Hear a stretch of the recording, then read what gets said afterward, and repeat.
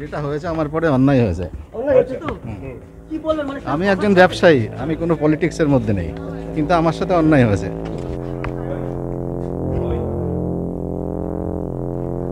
আসলে না গাড়ি নিয়ে দিকে আসুন।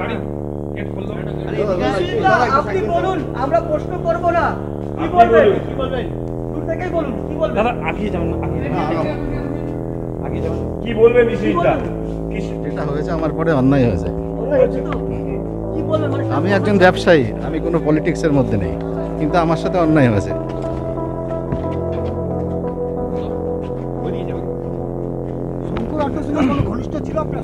না না না না, চিনতাম কিন্তু কোনো ঘনিষ্ঠ लगाओ गेट खोलो प्लीज थोड़ा सा पीछे करो। বিশ্বজিৎ বাবু অ্যারেস্টটা কেন করা হলো? বিশ্বজিৎ বাবু আপনার সঙ্গে যদি हमको बैठने दो अभी दे दो खोलो एक आदमी को इसमें चलो बैठो बैठो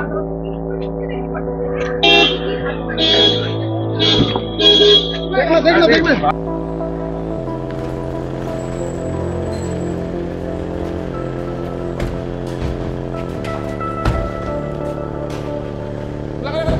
বিশ্বজিৎ বাবু আপনাদের কেন অ্যারেস্ট করা হলো? হ্যাঁ, কে নাম বলেছে আপনার? সে বাঁচার জন্য।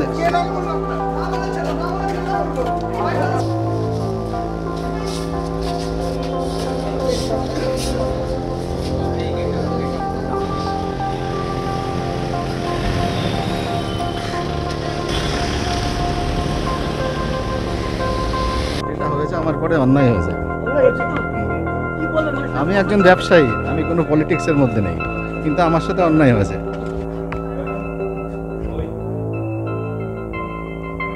আসলে না গাড়ি নিয়ে দিকে আসুন। আপনি বলুন, আমরা প্রশ্ন করব না। কি বলবেন? কি বলবেন? দূর থেকেই বলুন, কি বলবেন? দাদা আগিয়ে যাবেন না, আগিয়ে যাবেন। কি বলবেন বিশ্বজিৎদা? যেটা হয়েছে আমার পরে অন্যায় হয়েছে। অন্যায় হয়েছে তো কি বলবেন? মানে আমি একজন ব্যবসায়ী, আমি কোনো পলিটিক্সের মধ্যে নেই, কিন্তু আমার সাথে অন্যায় হয়েছে।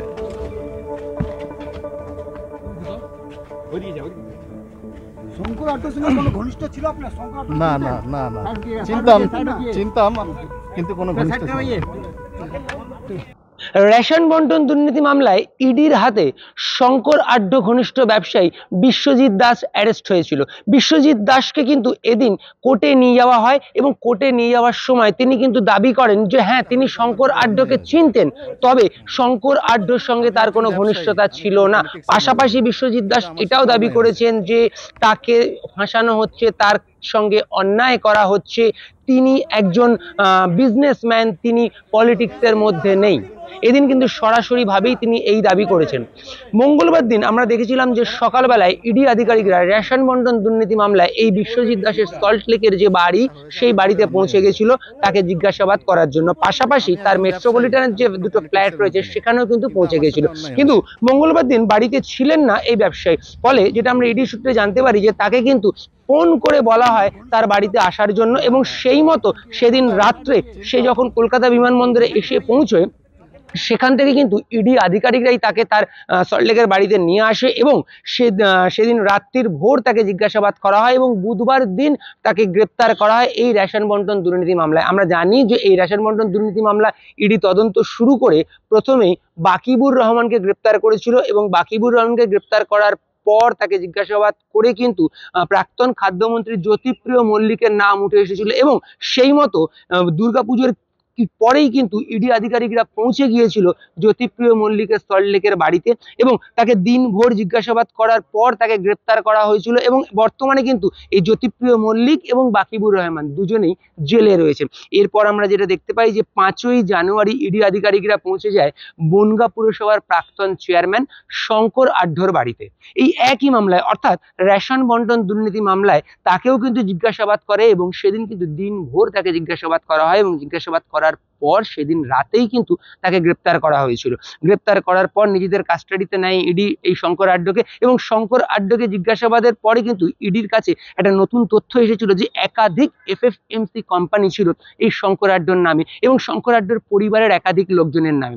ইডি কিন্তু আদালতে এবং প্রেস রিলিজ দিয়ে জানিয়েছিল যে এই যে রেশন বন্টন দুর্নীতি মামলা, সেই মামলায় যে 9,000 বা 10,000 কোটি টাকার যে দুর্নীতির কথা বলা হচ্ছে, তার মধ্যে কিন্তু 2,000 কোটি টাকা যেটা বাংলাদেশ হয়ে দুবাইতে গেছিল, এবং সেক্ষেত্রে কিন্তু এই যে এফএফএমসি কোম্পানি, যে কোম্পানিগুলোর কথা বলা হচ্ছে শঙ্কর আড্ড বা তার পরিবারের লোকজনদের নামে, সেই কোম্পানির একটা বড় ভূমিকা থাকতে পারে। এবং সেই মতো ইডি আধিকারিকরা কিন্তু শুধু শঙ্কর আড্ড নয়, তার পরিবারের অন্যান্য লোকজন, অর্থাৎ তার ভাই বা ভাইয়ের বউ বা তার মেয়ে বা তার পরিবারের অন্যান্য লোকজনদের কিন্তু ইতিমধ্যে জিজ্ঞাসাবাদ করেছে, এবং সল্টলেকের সিজিও কমপ্লেক্সে যে ইডির সদর দপ্তর, সেখানে তাদেরকে ডেকে পাঠানো হয় এবং সেখানে কিন্তু তাদেরকে জিজ্ঞাসাবাদ করা হয়। আমরা ইডি সূত্রে যেটা জানতে পাচ্ছি যে এই জিজ্ঞাসাবাদের পর কিন্তু এই যে ব্যবসায়ী অর্থাৎ বিশ্বজিৎ দাস, তার নাম উঠে আসে, এবং সেই মতো মঙ্গলবার দিন কিন্তু বিশ্বজিৎ দাসের যে সল্টলেকের বাড়ি, সেখানে পৌঁছে যায় ইডি আধিকারিকরা। মূলত আমরা ইডি সূত্রে যেটা জানতে পাচ্ছি যে এই ব্যবসায়ীর কাছ থেকে যেটা ইডি আধিকারিকরা জানতে চেয়েছিল যে এই ব্যবসায়ী এই শঙ্কর আড্ডর সাথে কতটা ঘনিষ্ঠ, বা শঙ্কর আড্ডর সাথে তার আর্থিক কোনো লেনদেন ছিল কিনা, বা এই যে ব্যবসায়ী যার নিজের সোনার বিজনেস রয়েছে, পাশাপাশি ইম্পোর্ট এক্সপোর্টের বিজনেস রয়েছে, সেই ব্যবসার মধ্যে এই যে বলা হচ্ছে রেশন বন্টন দুর্নীতির যে অর্থ, সেই অর্থ লগ্নি হয়েছে কিনা, বা শঙ্কর আড্ডর সঙ্গে তার যোগাযোগ ছিল কিনা, বা কোনো আর্থিক লেনদেন ছিল কিনা, কিংবা জ্যোতিপ্রিয় মল্লিককে সে চিনত কিনা, বা জ্যোতিপ্রিয় মল্লিকের সঙ্গে তার কোনো আর্থিক লেনদেন ছিল কিনা, এরকম একাধিক প্রশ্ন কিন্তু ইডি আধিকারিকরা তার কাছে জানতে চেয়েছিল বলেই আমরা সূত্র মারফত জানতে পারছি। তবে এটাও আমরা জানতে পেরেছিলাম সূত্র মারফত যে এই যে ব্যবসায়ী, সে কিন্তু তার বাড়িতে সেই রাত্রে জিজ্ঞাসাবাদে ইডি আধিকারিকদের সেভাবে সহযোগিতা করেনি, বা ইডি আধিকারিকদের সব প্রশ্নের উত্তর দেয়নি, যার ফলে কিন্তু ইডি আধিকারিকরা মনে করেছিল তাকে গ্রেপ্তার করার প্রয়োজন আছে এবং গ্রেপ্তার করে তাকে নিজেদের কাস্টাডিতে নিয়ে জিজ্ঞাসাবাদের প্রয়োজন আছে। সেই মতো বুধবার দিন তাকে গ্রেপ্তার করে এবং করে তাকে কোর্ট প্রডিউস করে। কোর্ট প্রডিউস করার পরে এই শুক্রবার দিন পর্যন্ত কিন্তু তাকে ইডি কাস্টাডি দেওয়া হয়েছিল কোর্টের পক্ষ থেকে, এবং তারপরে সেই মতো শুক্রবার দিন তাকে আবারও কোর্টে নিয়ে যাওয়া হয়, এবং কোর্টে এই নিয়ে যাওয়ার সময় যখন তাকে আমরা জিজ্ঞাসা করি, ইডির সদর দপ্তর থেকে বেরোনোর সময় যখন তাকে আমরা জিজ্ঞাসা করি যে তার বিরুদ্ধে যে এই অভিযোগ, বা সে শঙ্কর আড্ডকে আদৌ চিনত কিনা, বা শঙ্কর আড্ডর সঙ্গে ঘনিষ্ঠ ছিল কিনা, এই প্রশ্নগুলো যখন আমরা তাকে করি, সে কিন্তু সরাসরি বলে যে সে শঙ্কর আড্ডকে চিনত, তবে শঙ্কর আড্ডর সঙ্গে তার কোনো ঘনিষ্ঠতা ছিল না। পাশাপাশি তিনি বলেন যে তাকে ফাঁসানো হচ্ছে বা তার সঙ্গে অন্যায় হচ্ছে, কারণ তিনি একজন ব্যবসায়ী, তিনি রাজনীতির সাথে কোনোভাবেই যুক্ত নয়, অর্থাৎ নিজেকে তিনি নির্দোষ বলেই দাবি করেন, এবং তার সঙ্গে যে শঙ্কর আড্ডর ঘনিষ্ঠতা নেই সেটাও কিন্তু তিনি দাবি করেন। যদিও আমরা সূত্র মারফত জানতে পারছি যে এই ব্যবসায়ী অর্থাৎ এই যে বিশ্বজিৎ দাস, যাকে অ্যারেস্ট করা হয়েছে, ইডির যাকে অ্যারেস্ট করেছে, তার সঙ্গে কিন্তু শঙ্কর আড্ডর ঘনিষ্ঠ সম্পর্ক ছিল, এবং হয়তো এই ব্যবসায়ী শঙ্কর আড্ডর একসময় ম্যানেজার হিসেবেও কাজ করতো, সেরকম কিন্তু আমরা ইডি সূত্রে জানতে পারছি। তবে এই ব্যবসায়ী কিন্তু দাবি করছেন যে তার সঙ্গে শঙ্কর আড্ডর ঘনিষ্ঠতা ছিল না, শুধুমাত্র পরিচয় ছিল, তবে তাকে কিন্তু ফাঁসানো হচ্ছে এই যে আর্থিক প্রতারণার মামলা অর্থাৎ রেশন বন্টনের ক্ষেত্রে, সেই ক্ষেত্রে কিন্তু তাকে ফাঁসানো হচ্ছে এবং তাকে তার বিরুদ্ধে অন্যায় করা হচ্ছে বলেই কিন্তু তিনি দাবি করেছেন।